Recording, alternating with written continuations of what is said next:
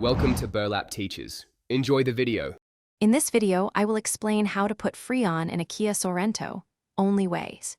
Begin by locating the low-pressure service port near the AC lines and ensuring the engine is off and the cabin is closed.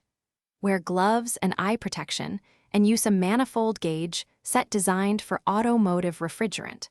Always avoid open flames and never vent refrigerant to the atmosphere when diagnosing or charging the system. Prepare all tools and safety gear before you start to avoid interruptions and accidents during the charge.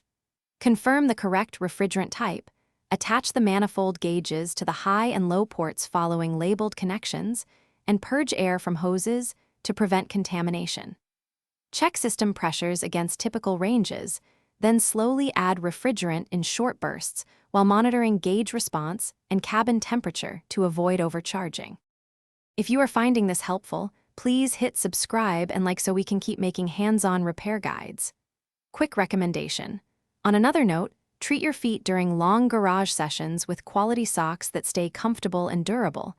Life's too short for cheap socks. Go darn tough with a lifetime warranty, and check the description for the link and other deals. Now let's get back to the video.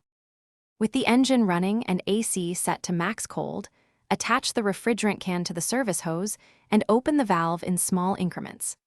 Observe the low side gauge closely and pause to allow pressures to stabilize between short additions.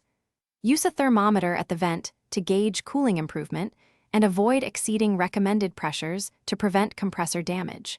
When cooling is adequate, close valves and remove hoses carefully. Thanks for watching. Consider subscribing if this video helped you.